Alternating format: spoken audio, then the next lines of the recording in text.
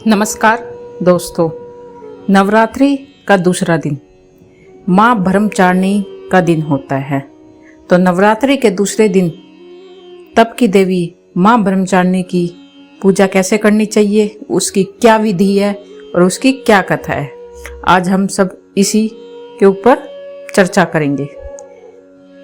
आज से चैत्र नवरात्रि आरंभ हो गई है। नवरात्रि साल में 2 बार आने से हिंदू धर्म का बेहद खास त्योहार है। नवरात्रि के 9 दिनों तक माता रानी के भक्त उनके 9 स्वरूपों की पूजा करते हैं, जिसमें से सबसे पहले माँ दुर्गा की शैलपुत्री रूप की पूजा की जाती है। इस दिन लोग अपने घरों में कलश स्थापना करते हैं और फिर 9 दिनों तक पूजा करते हैं। नवरात्रि के दूसरे दिन माँ दुर्गा के ब्रह्मचारिणी रूप की पूजा की जाती है। इस दिन विशेष रूप से माता की कृपा पाने के लिए भक्त तरह तरह के जतन करते हैं, व्रत रखते हैं, मन्नत मांगते हैं, भोग आदि तैयार करते हैं। माना जाता है कि माँ ब्रह्मचारिणी संसार में ऊर्जा का प्रवाह करती है और मनुष्य को उनकी कृपा के आंतरिक शांति प्राप्त होती है।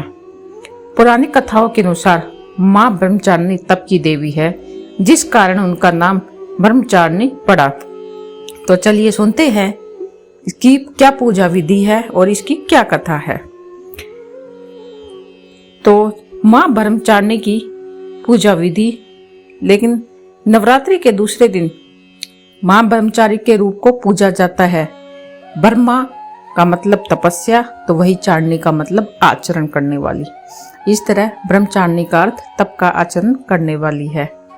माँ ब्रह्मचारिणी के दाएं हाथ में मंत्र जप करने वाली माला, बाएं हाथ में कमंडल है। इनको ज्ञान और तप की देवी माना जाता है।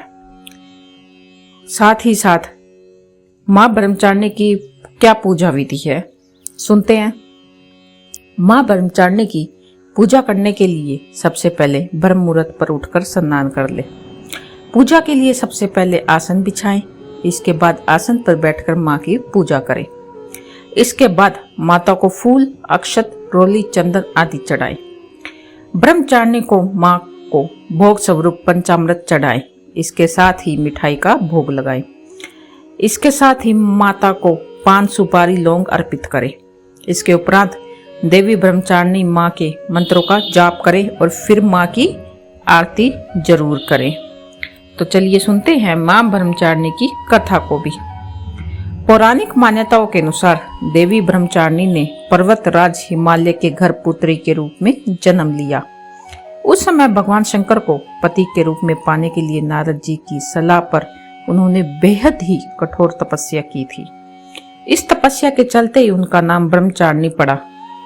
1000 सालों तक उन्होंने फल और फूल खाकर समय बिताया। साथ ही 100 वर्षों तक केवल जमीन पर रहकर तपस्या की। मान्यता है कि माता के कई हजार वर्षों तक निर्जल और निराहार रहकर कठोर तपस्या की। उनकी भक्ति से सभी देवता प्रसन्न हुए और उन्हें मनोकामना पूर्ति का वरदान दिया। धन्यवाद दोस्तों।